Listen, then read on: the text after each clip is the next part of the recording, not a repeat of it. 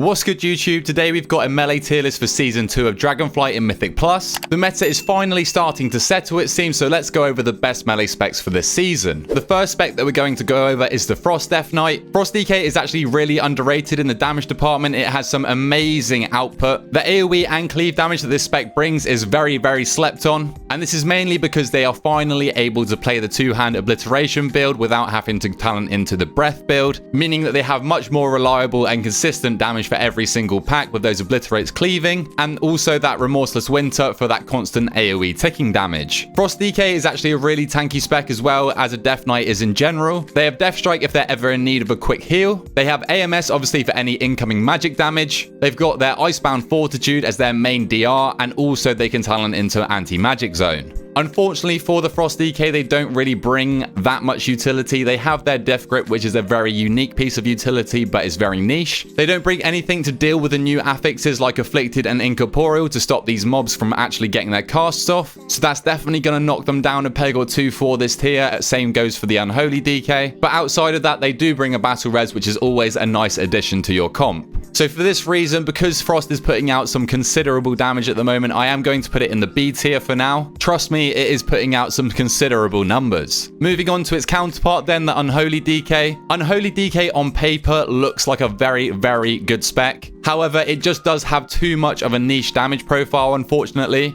The Unholy DK is up there with the best when it comes to massive AoE pools, but unfortunately you don't get that too much in Mythic Plus, especially when you're pugging. The only dungeons I can really see that happening in this season are Freehold. But that is about it for mass AoE this season. Most of the dungeons are actually all about the light cleave. And unfortunately, in these type of pools, they are mediocre in the DPS department. They can swap specs dependent on the dungeon. They can bring some very potent single target damage, especially with all their cooldowns up. But unfortunately, it just does not carry them enough. Again, like I mentioned for the Frost DK, they are a very tanky spec. Death Knights in general are very hard to kill. You have a lot of cooldowns at your disposal. And again, you are bringing the niche utility that the Death Knight brings, like your Death Grips. You've got Blinding Sleep, which I also forgot to mention for Frost DK, as an AoE stop. But yeah, unfortunately for Unholy this season, I do think that Frost is outshining it, so I'm going to place this spec in the C tier. Moving on to the next spec then, we've got the Havoc Demon Hunter, which has actually taken a blow since Season 1. They were doing incredible things in Season 1, but this season, not so much. They're always going to be a force to contend with in Mythic Plus. They bring some amazing cleave damage, amazing AoE damage on very short cooldowns as well. You've got your consistent cleave through your Soul Rends, you've got your big AoE from your Rage Fires, and obviously you've got your Essence Break for every single pack as well. They do actually bring quite good CC as well. They've got their Sigil of Misery, which can be used as an interrupt and also increase the damage the enemies take. They've got Chaos Nova for another AoE stop in a stun this time. They've got a singles target stun that they can talent into in Fell Eruption,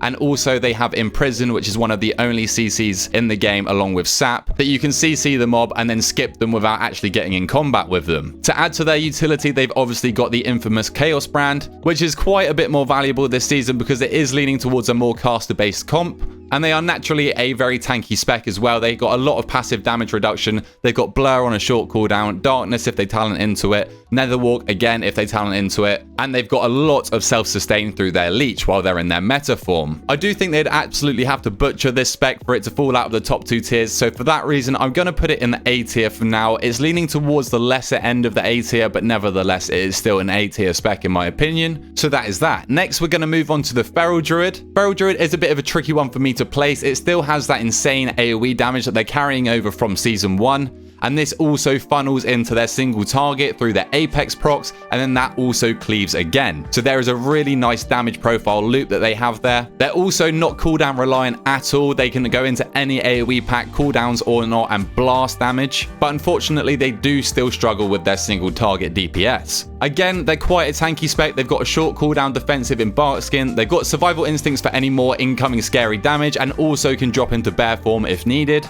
And being a druid, they're always going to bring some amazing utility. They've got the Mark of the Wild buff for your group. They've got Nature's Vigil to provide some amazing off-healing potential, and this actually works better for Feral than it would Boomy. Because of those strong dots ticking, you're getting a lot more value out of this. You've got your In-Cap Roar for an AoE stop, as well as your Typhoon that can be paired with a Vortex as well, or just using that for some tank utility. utility. So overall, the Feral is a great pick still going into Season 2. I'm going to place this spec in the bottom of A tier, just behind Havoc. I don't think it brings as much as Havoc. It does bring some more AoE damage, but that's about it, I would say. But a solid rating for the Feral Druid. On to another very slept on spec then, we've got the Survival Hunter. This spec can do some absolutely bonkers damage, and you'll be surprised whenever you see a good one in your key. Believe me, this was the same for Season 1 and it's the same going into Season 2. They have amazing single target and priority damage with their Mongoose Bites, and also have some insane cleave potential when they have their cooldowns with Coordinated Assault, firing out those multiple kill shots at the same time, which also helps to buff up their AoE potential. And their AoE damage is even good without cooldowns. They also have a no cooldown build, though I don't think that's the go-to build, and the bomb playstyle allows for this incredible AoE damage. They also obviously have access to the rare polearm as well from the raid for an extra bit of single target, though it's not too much to note. And ironically, being a survival hunter, they do struggle to survive. Nothing's changed in that department. They do have a lack of defensives.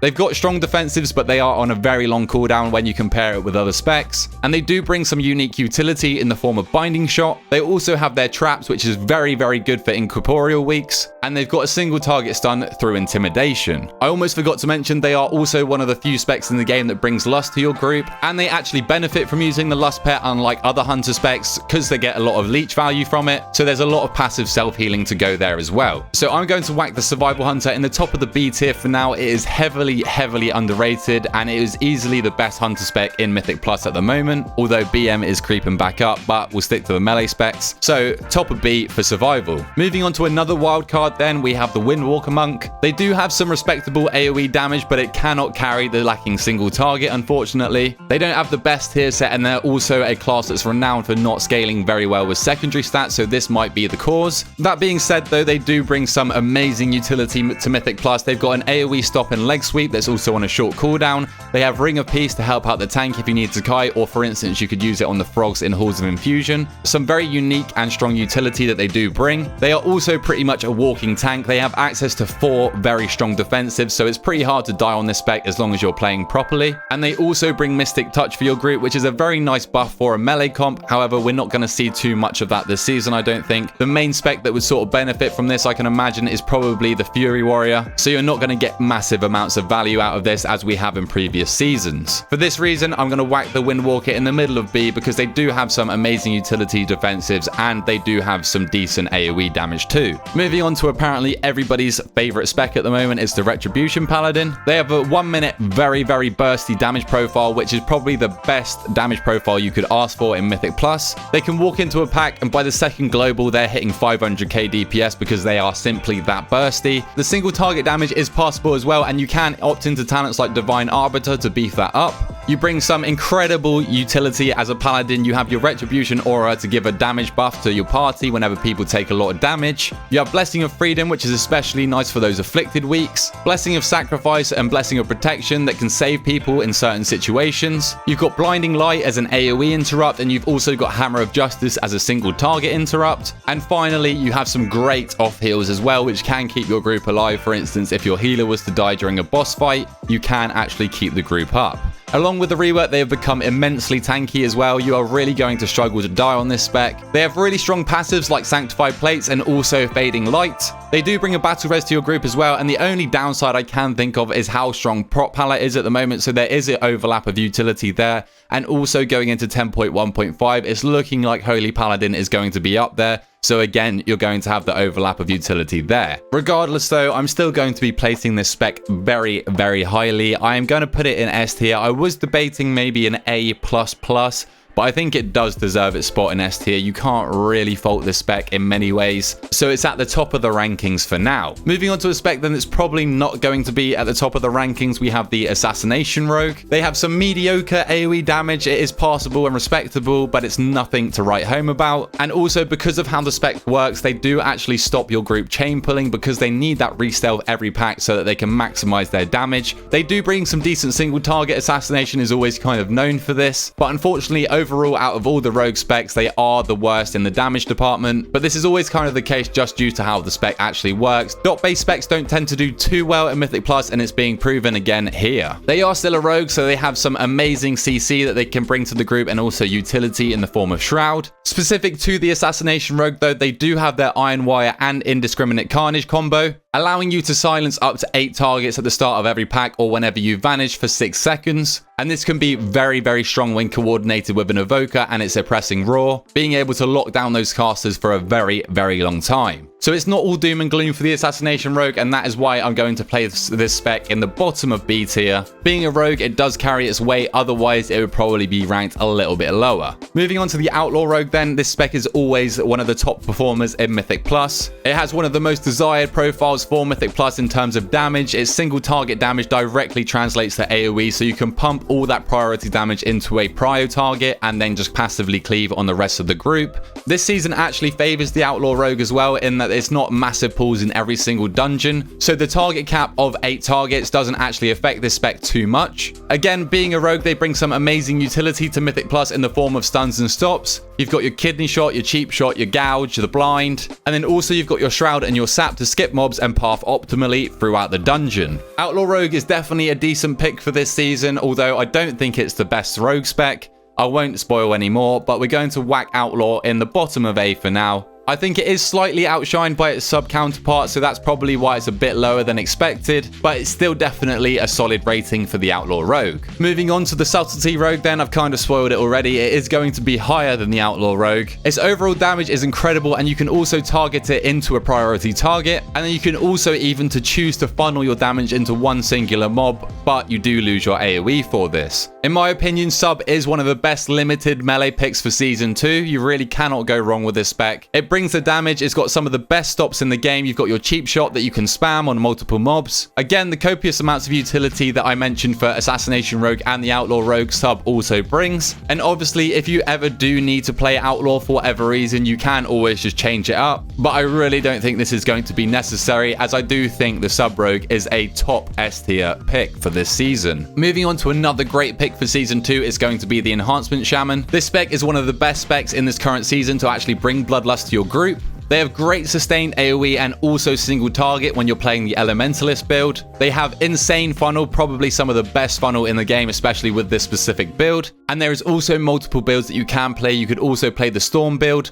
A bit more proc dependent, but it still puts out some great numbers. You also have damage for every single pack with your new tier set from your Sundering cooldown. Every 45 seconds, you're going to get a massive load of Mastery and also some Giga Chain Lightnings. You have some of the best utility in the game for Mythic Plus, and this really can carry, especially in Pugs. You've got multiple AoE stops in your Cap Totem. You've got Thundershot, as well as also your Sundering, but we kind of use this more as a damage cooldown now. You've also got Ancestral Guidance, which is just quite frankly overpowered. The only thing holding back the Enhancement Shaman is that you are still relatively squishy. You have a strong cooldown in Astral Shift, but unfortunately it is on a long cooldown. So if you're having a fight where you're taking heaps of damage constantly, you are going to struggle. Otherwise, this spec would easily be an S tier spec, but it is still very close. We're going to put it in the top of A. Next, we move on to the Arms Warrior, which doesn't really bring too much outside of damage. They do have to make a big decision as well between whether they go on a single target or AoE focused build, which is unfortunate for the Arms Warrior because most other specs can just choose to do both. They can deal some big overall DPS, but unfortunately they would lack on single target encounters to do so. Like I mentioned, they don't have the greatest utility in the world, so the damage does have to carry, and in Season 2 the Arms Warrior damage isn't carrying hard enough. It also can't deal with any of the new affixes to help out your group. They are, however, pretty tanky. They have defensive stance if they ever need to drop into it. You can also dump rage into ignore pain, and you also have your die by the sword cooldown. They really aren't in the greatest spot, so I'm going to put them at the bottom of B tier for now. They are definitely a viable spec, but they are just not up there with the greats this season. On the other hand, Fury is carrying the weight completely for Arms. They are doing some incredible things this season. They arguably bring some of the best overall melee DPS this season. They are absolutely pumping. They have some immensely powerful cleave damage, which is better for low mob density dungeons, which we have a plethora of in Season 2. They also have some great single target damage and have their AoE cooldowns up for every single pack, so in AoE packs they do massive damage too. And this thankfully does carry the lack of utility that the Fury Warrior or Warrior in general does lack. Fury is also very tanky, much like Arms, but they also have a lot of self-reliance with their passive healing from Bloodthirst and also Cold Steel Hot Blood that they now talent into. So if the Fury Warrior did bring that extra bit of utility, they could even be possibly an S tier spec, but for me, I'm going to place them in the top of the A tier just behind the Enhancement Shaman. They don't bring anywhere near as much to the group as the Enhancement Shaman does, and the Enhance isn't that far behind on damage. So this is my overall melee DPS tier list for Season 2. We got the Sub Rogue and the Ret Paladin up in S tier, carrying the weight for the melee boys. Unfortunately, it's not looking amazing for the Unholy DK, but don't get me wrong, all of these specs are definitely viable for your plus 20 weekly keys. Let me know down in the comments below what you think of this tier list, whether I got it bang on or you think I need to make some changes, but don't just tell me that your spec's an S tier spec. If you did enjoy the video, then also drop a like down below while you're down there and also subscribe to your boy. And until next time, I'll catch you guys later.